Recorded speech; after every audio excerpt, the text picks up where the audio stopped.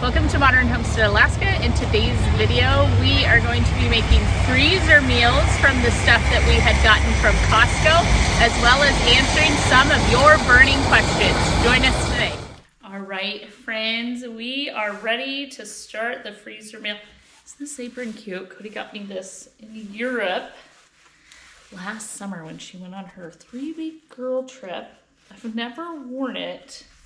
I thought it was just adorable today. So, all right, let's get ready to go. Hold that thought. I got one pan out and my daughter just pulled in the driveway. So let me greet her and I'll be right back. Cody, what is that? Groot. Why do we have another dog? For Blue. For Blue. Blue, are you a big brother now? They're matching He's the a bandanas big and brother. Congratulations. Congratulations. Congrats. He's microchipped. He's neutered. He's ready to go. Hi, Groot. Baby Groot. Baby Groot. What is he? He's a Bull Terrier English Shepherd mix. Nice. So not your hunting dog. Cody brought home another dog. However, Cody this week got her very own place. Her and Aaron have, this is tidbit, anyone that follows our channel knows we have a dog named Blue. He is a puppy. And Cody got him as her hunting dog. And then that dog and Aaron have a very, very strong connection. And so on Friday after work, Aaron gets Blue back, and then on Sunday, Cody gets Blue back, and he comes to Grandma and Grandpa's on the weekends, and now they got Blue, another friend, and he is just the cutest thing. So back to cooking. I'm gonna wash my hands after petting all of the puppies, and we'll get started.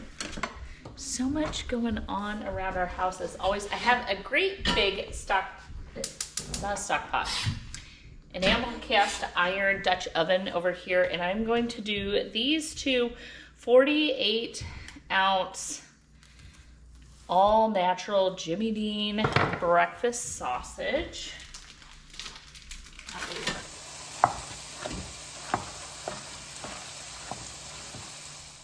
In this cast iron, I'll just start getting it preheated. We are gonna do chorizo. I'm gonna get that cooked up. Chorizo, these are 19-ounce, the meat going at one time. So for these chorizos, what I do is I just give them a little slice and I pull that skin off, and then it's just the ground meat. For some reason, like some of the chorizos are really, really greasy where you might need to drain them, and this one doesn't seem to do that. All right, I got all 4 packs of chorizo going and the sausage. While all the meat is going, I am going to get going on the potatoes. That'll be the next level. One of the potatoes we're gonna make are just these hash brown potatoes. Aaron loves these. These are gonna go into one of the burritos. And then the other burrito is gonna get kind of a country style chunked up potato that we're going to start chopping now. I'm gonna rinse the potatoes and then I'm gonna cover them with water.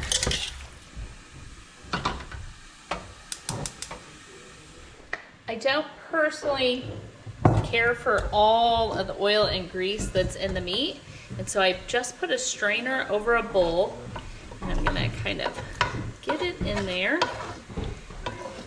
And I also don't want all this grease going down my sink.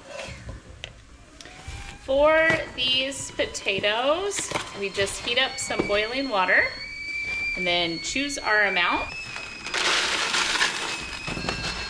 And keep in mind, they're gonna maybe close to double in size.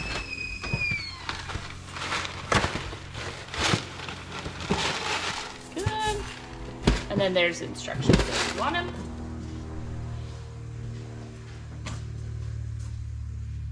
Cover them over with boiling hot water to reconstitute. I'm gonna pour the chorizo in a bowl to wait. and then drain the other sausage as well.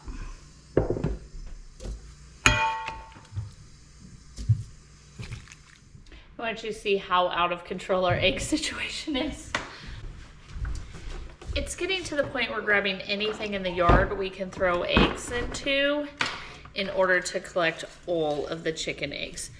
This is the hanging basket that's supposed to be on my porch, and now it's full of chicken eggs. So I'm gonna get these all cleaned up really quick, and we're gonna start cracking eggs. I am gonna soap my sink real quick. This is a vintage sink that I actually dumpster dived for and then had the cabinets built for it. So it's a little rough around the edges, and that shows wear and tear in life, but that's why it's all stained. But you want to use some soap and water after cleaning the chicken eggs before we move forward. Now that I got all of these eggs washed, I'm gonna try and use every single one of them. I got 44 eggs out of the coop yesterday, and I know that there is more out there right now as we speak. Therefore, no harm, no foul. I'll use every single one of these if we can get through them.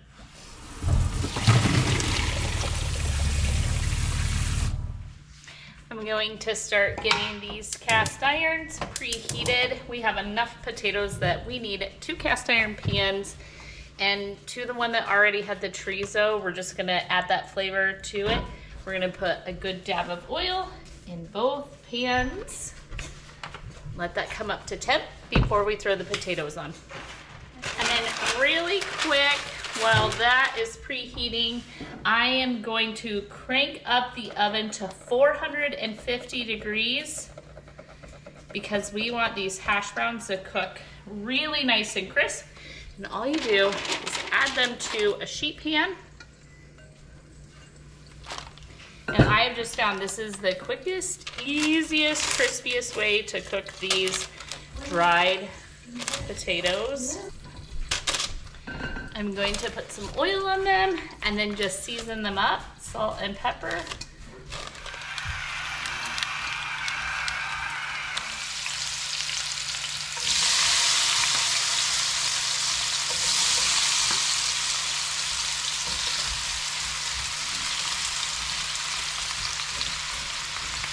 Here, season up the potatoes, salt and pepper.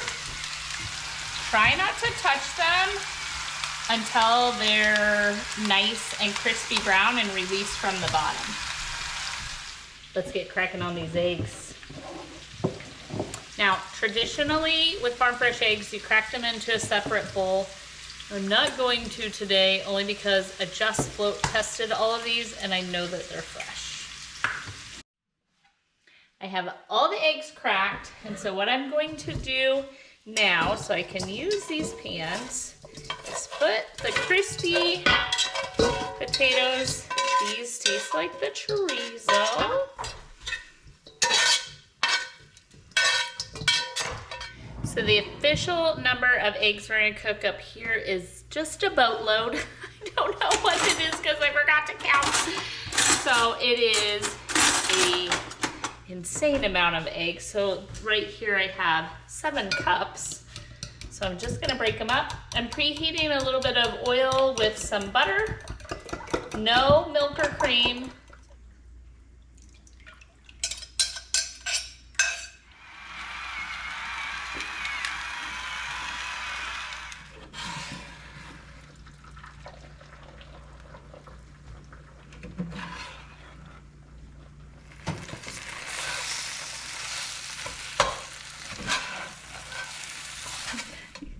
To these fried potatoes, I'm gonna add the chorizo in. And then this 1 pan of eggs. Oh, I was talking to the camera. That's okay. No, never. 1 pan of eggs, and then give this a good mix. All right, I have a scoop. I have my mixture mixed up. I have these 12-ounce bowls that we got at Costco. And so I am just going to start filling the bowls. And so I'm going to do just over a cup. of mixture and then a sprinkle of cheese on top. Let me fill a few of these and I'll show you how we're gonna label them. Well, that made 20 bowls exactly, no leftovers, and there wasn't even a half a bowl, so exactly 20. And then they come with these lids, and then we're just gonna label them up. Chorizo. We'll see if the lid works to label. If not, we'll write it on the cardboard.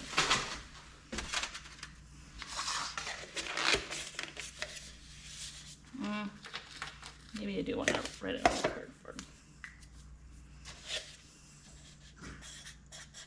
And then a date.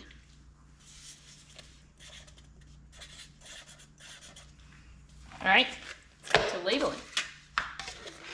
All right, in the back, 20 chorizo and eggs. And now let's mix together the sausage burritos. So, all right, to the eggs, in goes the breakfast sausage. We'll give that a little stir, and then we'll add the hash brown potatoes to this one. So I stirred the potatoes once or twice. They got nice and crispy. Spread those throughout.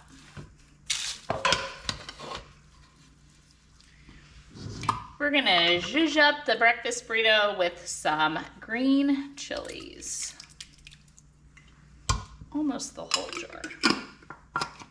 Okay, I honestly could not keep going. I stopped in the middle of all of this and cleaned the kitchen and did the dishes and got all of those bowls and pans out of my way. I just was having a moment. So now I've got 25 pieces of parchment that I just cut. I'm gonna try to get them stacked up. We're gonna roll up some burritos. We are officially ready to get started. So we have our burrito, we have our parchment. This is just the way that I like to roll breakfast burritos. I'm sure there's other and better ways, and yes, other things would work, but this is the way that I've done it for years, and so this is how we like to do it. So 1 cup of filling, a little cheese on top. I'm going to roll the burrito and then roll it in parchment because we like to microwave them in the parchment. And then I roll them in foil to protect them in the freezer. And the foil stays together. There we go. 1 down.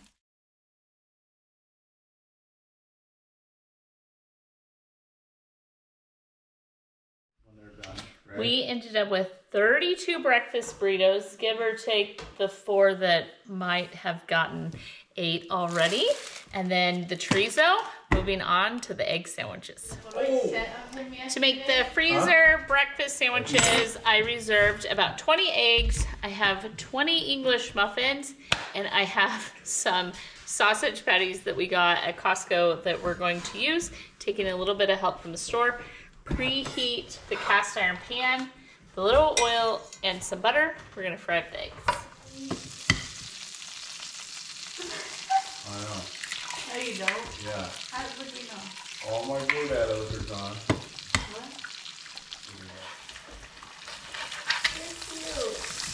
What?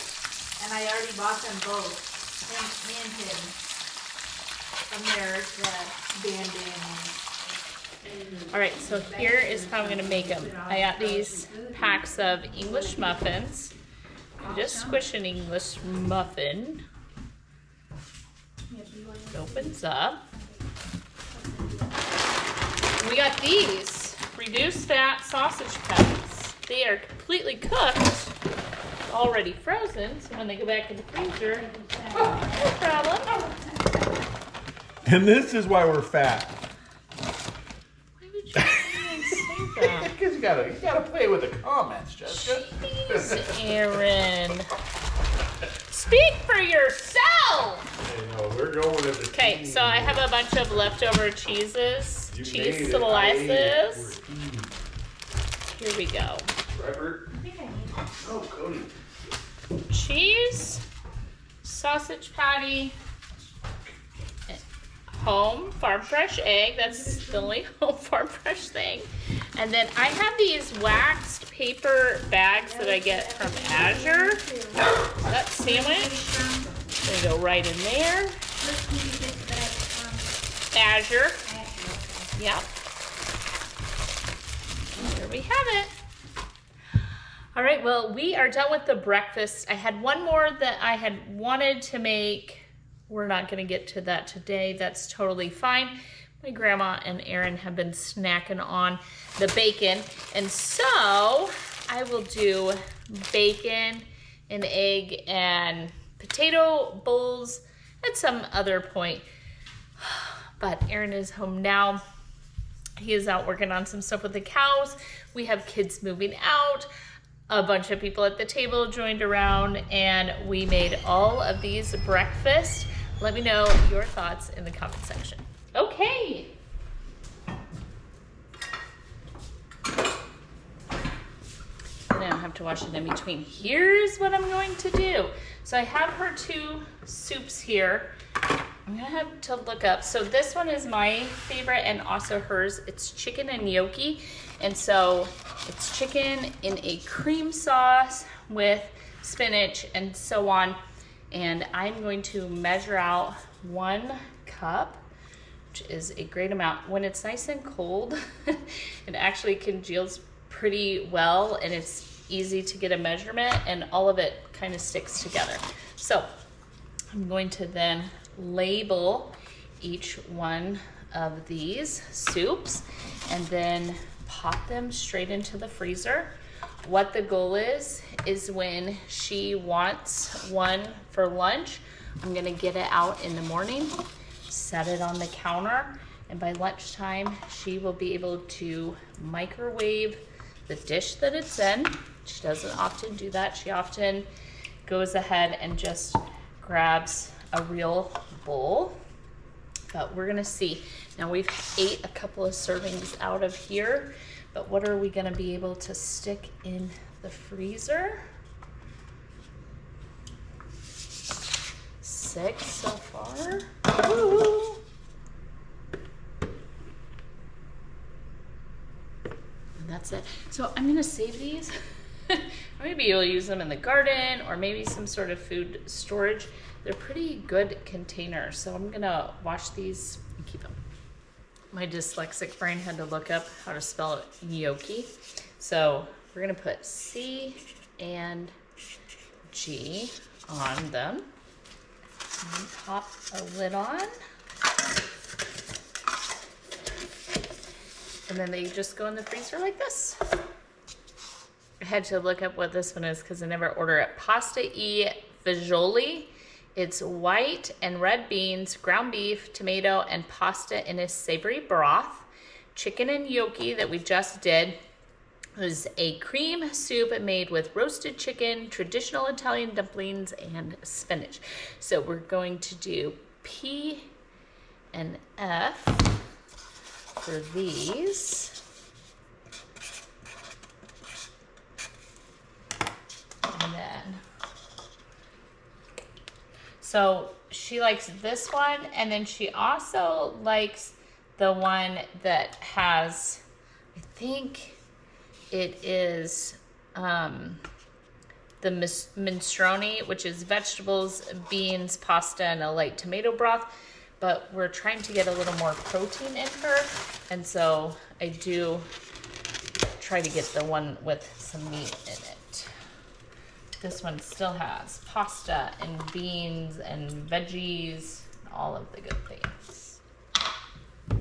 So it looks like we're going to get 10 out of the second one.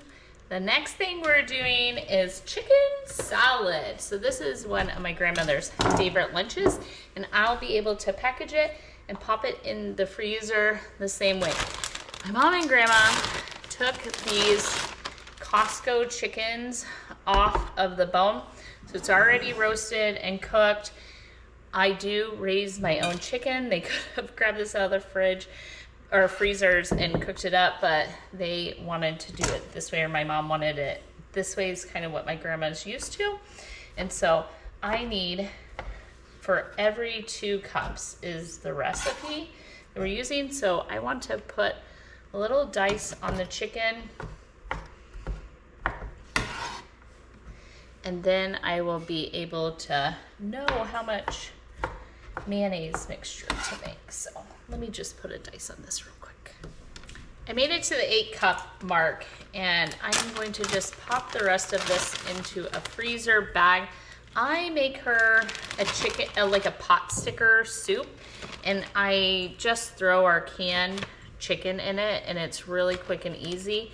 And I thought, you know what, instead of going overboard on the chicken salad, this was only 2 of those Costco chickens, by the way, so it's about 9-10 cups. I'll pop this in the freezer and be able to make her a soup later. I had to open a new mayonnaise. So for 8 cups of chicken, I need 2 cups of mayonnaise, but I don't like to do just straight mayonnaise. So I'm gonna do 1.5 cups of mayonnaise, and then the rest of it, a sour cream, because I like what sour cream adds. You could do yogurt, like a plain yogurt in place. I've seen lots of chicken salads like that. So the recipe I'm using, I can link it. I'm just ad-libbing it a little bit. It calls for green onion. I don't have any green onion, but I do have these great big red or purple onions, and they're one of my favorite. So I'm gonna dice this up instead, just using what we have on hand. I'm not doing well. This is probably, okay, it is what it is. That's so haphazard.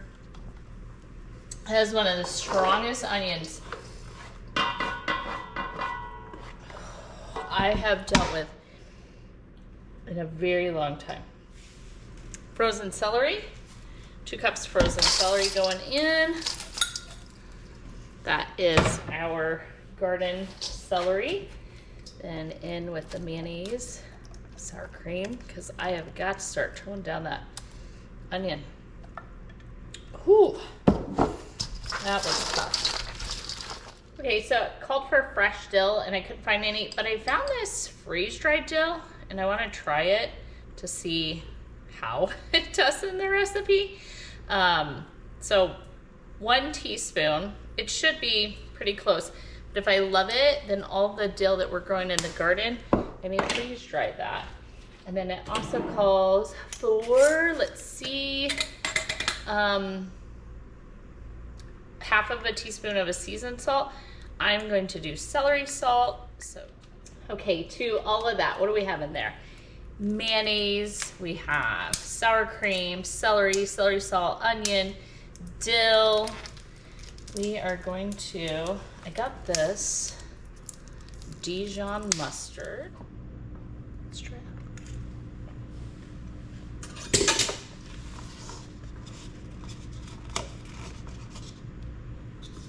That's good. Okay. I don't think she'll eat quite a cup each time. And so I think I'm gonna do maybe just under 3/4 of a cup per serving. And then my idea is when this is what she wants, we'll just pull it out, let it defrost either in the fridge or at room temperature. And once it's defrosted, she can just have it. And I'll probably need like a good stir, but I think that's fine. That's great. And I'm going to leave one of these in the fridge as well as the soup, because I do have those avocados that we got at Costco. If you haven't seen the Costco video, I'll link it at the end here. We did get some avocados when we were at Costco, and she can slice up an avocado. That's something she will do, and she can have some chicken salad this week. So here's the quick rundown of what we have been doing for dinners around here. I have been out in the yard or the garden non-stop, and so what I'm trying to do a little bit of is kind of a side dish that can go in the refrigerator and be served cold. So today it is potato salad. So I'm putting kind of a small dice on these potatoes. This is Ina Garten's potato salad recipe, and it really is fantastic, you guys. And we've done a lot of coleslaw here lately and other things that I can just whip up really, really quickly. Then we take one of the meats that we got at Costco and we just throw it on the grill. So whether it is hot dogs or hamburgers, brats, we have some steaks down in the oven, let's hope that they're not in the oven. Some steaks down in the freezer that we grab out. We have chicken thighs and chicken legs and anything like that that can be really quickly cooked in just a few minutes is the goal. Because by the time we come in during garden season like this, you're exhausted. You're just done for the day. So I'm gonna dice up about 3 pounds of potatoes. So I washed the potatoes and then I covered them over with cold water because we want it to all come up to temperature at the same time.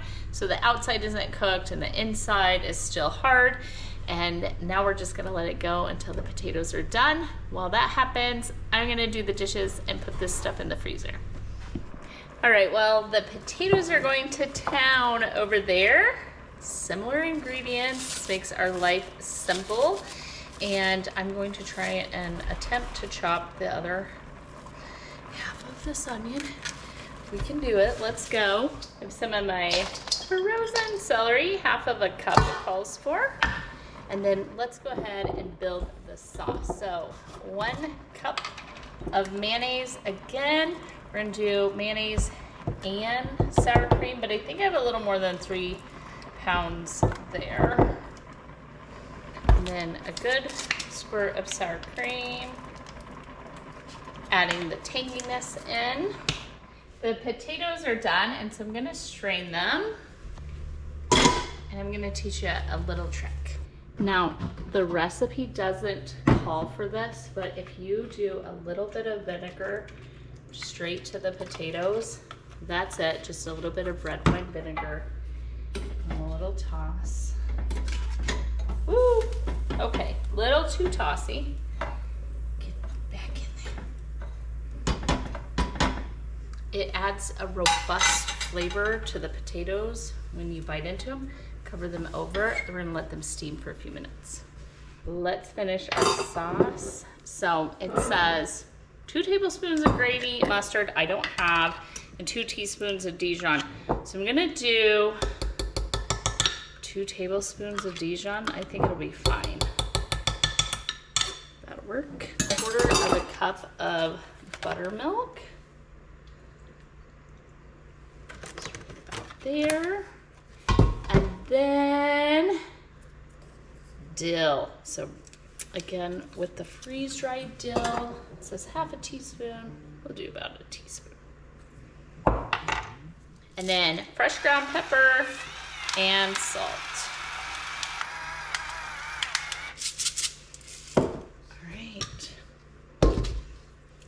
That's it. I do wish we had fresh dill. So very similar when you're doing meal prep, if you can think of meals or find meals that use a lot of the same ingredients, your shopping list is a lot less extensive, if you will. So mayonnaise and vinegar can easily become coleslaw, can easily become potato salad or macaroni salad.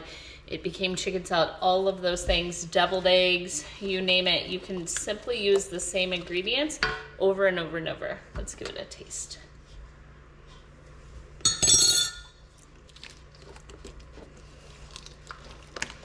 It's good. I'm gonna give it a little sprinkle more dill. And I do think when I made it with the ground mustard, it was better, but I think this will be fine. It's nice and bright.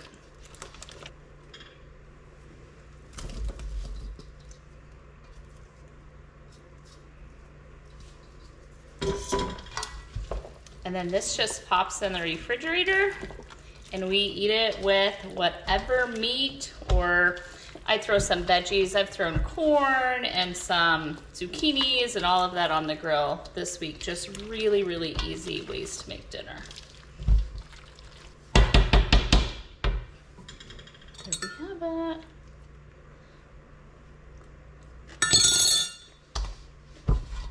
Oh, so good. Okay, refrigerator bowl.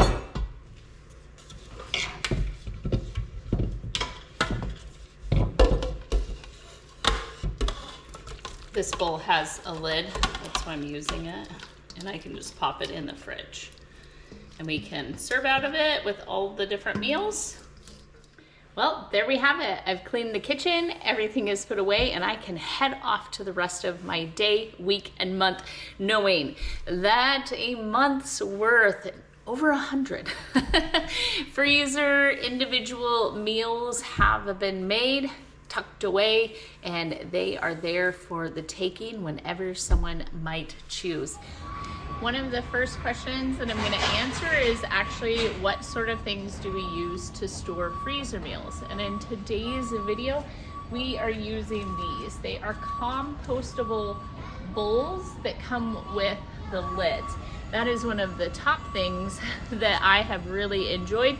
And they're super easy for my grandmother to heat up in the microwave, or they are a great take along as well. The other two main things that we use are foil and parchment paper. I am personally not a big fan of wax paper, but that's just personal preference. And then the last one is right over here. Let me show you. All right, so we all know that they sell foil pans, but did you know that they sell the lids? This is one of my favorite containers to use for big freezer meals. Something like lasagna or enchiladas that can go into the freezer. Being able to put the lid on it, we can stack them more easily, and I'm not using so much parchment or foil itself or plastic wrap to guard and protect the food. And then it's so easy that you can send it with someone. I can write on it. That was another question. I can write on it what it is, what temperature to cook it at, how long to cook it. I can put those instructions right here on the foil lid. So if you're gonna do foil pans, I highly recommend getting the lids. So one of the questions that I got were top breakfast items. I'm gonna make two recommendations. Number one, what are your family's favorite breakfast items? Most likely that can be frozen and turned into a freezer meal. You can simply, say Saturday morning, make a whole bunch of waffles or pancakes and then freeze all of the leftovers, and then you have them when you want them. Our family's favorite are actually anything involving breakfast meat, eggs, and potatoes. No, I don't. All right, so I got a question about freezing breads and doughs and different products like that. And you can always easily answer those questions when you see what is in the freezer section at the store. It is quite simple to freeze breads and doughs and different things. The thing with dough is you want to freeze maybe a yeast bread, and you're gonna let it come up to temperature and rise and then bake as normal. But a fully cooked bread product is super simple to freeze, so I totally recommend freezing different bread products. You guys asked about what our top lunches are. Well, I don't freeze a whole lot of lunches, although in this video we did the soups and some other things for my grandmother. But for my family, they generally eat just whatever is left. So if I'll make a big freezer meal, the dinner, or a fresh dinner, our family tends to eat that. But as far as lunches go, anything that you find in the frozen section would be good to make from scratch and have that in the freezer ready to go as far as lunches are concerned. Behind me is the entire fish section. Well, part of living in Alaska, and one of our greatest joys is actually fishing for ourselves. How much do we put up? Well, last year not nearly enough. We are completely out of salmon in our freezer. He's fixing his hair. You're on the video. However, they limit things sometimes, and we may have to go a different direction. I recommend this. If you are catch and cook, it's kind of depending on what you can do, but how much of each item is really the question that I think most are getting to. How much fish, how much chicken, how much beef, how much of that goes into a year's supply, and what is stocked in the freezer. Well, here's what I do, simple math. I take how many times a week do we want to eat that? So say salmon once a week times 52 weeks a year. It would be a whole half of a salmon to feed our family. So at a minimum to have salmon once a week for the whole year, we need at least 25 full salmon in order to have that amount of fish. We try to go over that a little bit, have salmon more than once a week. However, it all depends on the fishing season. There's some sort of loud banging above us when we're recording. As far as snacks and desserts go, we don't really do a bunch of freezer meal prep with that. However, I think cookie dough is one of the top things that I will prep ahead and throw in the freezer. It helps with the cookies that Cody sells, as well as something to quickly grab out and serve the family. Not really something that we do. Someone asked me, as far as food prep goes and things that we keep, is does our family actually eat different snacks? What do I do? Yes, everyone has different favorites. I do try to accommodate sometimes, but depending on the budget and what's going on, we may or may not be able to complement or specifically buy each person their own individual snacks or meals as it would go. So I try to find something that has the biggest variety, that would go the furthest and everyone would enjoy. Maybe it's not everyone's favorite, but that's the direction that we go. Let's talk about frozen dinner options, and what our family's favorite is lasagna. I, however, just make it from scratch. It's cheaper that way, and I make several. So great big batch cooking, and then you can go and just pop this in the oven and voila, you have a great homemade lasagna. This is probably one of our top dinners that we like to freeze. The other ones would be things like green chili burritos or anything that is like rice and sausage. All of those different things make great freezer meals for dinner. Again, I'm just gonna recommend, check out your freezer section. What would you buy frozen? You can make that from scratch. So I was sitting here editing the video after getting home, and I felt like I didn't do a good enough job on a couple of the questions. So does everyone in our family have different favorites? Of course. Here is a good example. Aaron's not a big fan of rice or Indian food. We've been to India. My daughter and I absolutely love Indian food.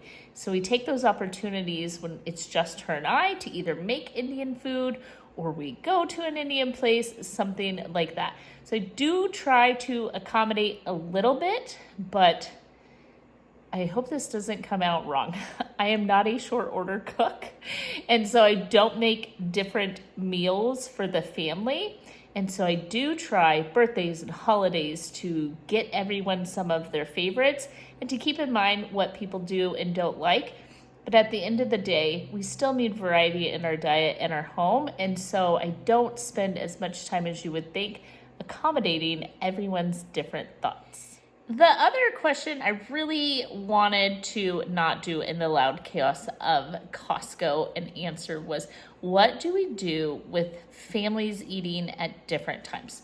First of all, as far as breakfast and lunch goes, everyone's pretty much on their own unless it's a weekend and we might make a lunch. And we certainly have a favorite Sunday breakfast favorite, which is biscuits and gravy.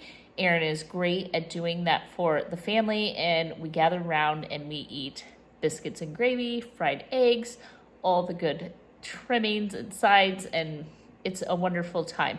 It's been quite a while since we've been able to do that, or that everyone was in the house at the same time.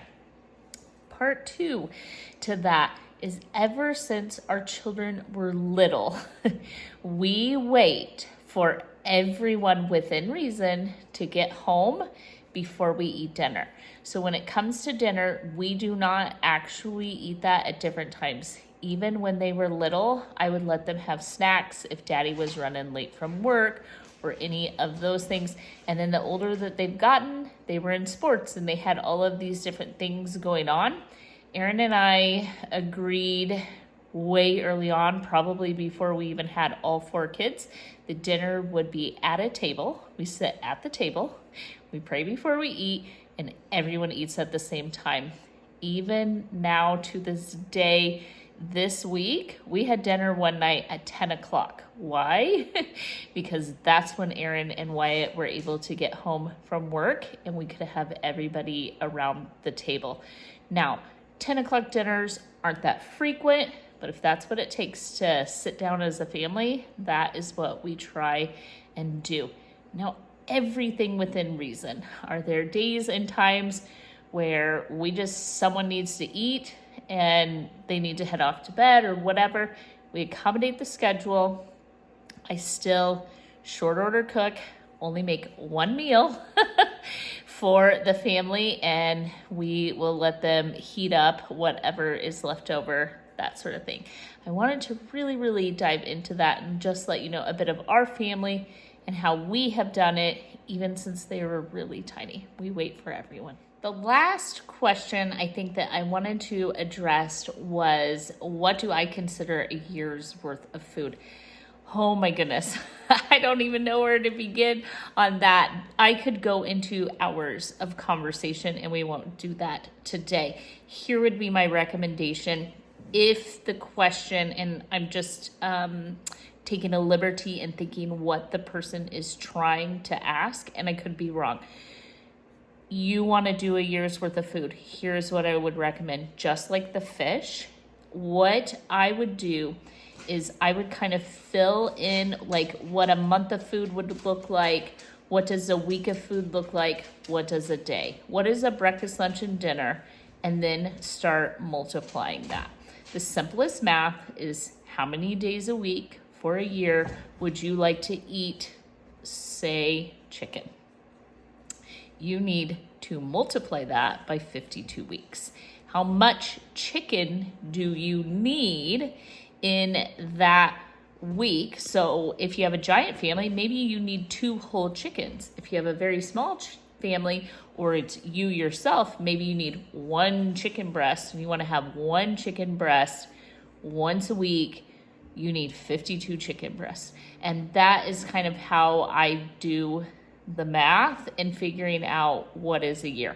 Now, that question I could dive completely into. Let me know in the comment section if truly showing you how I came up with what a year's worth of food is for our family. It would take a long one. It would be a long video. Let me know if that's something that you actually want to see. I hope you were inspired by today's video. If you were, please share it with someone else that could use the inspiration. With that, I hope that you're blessed. I'll see you soon.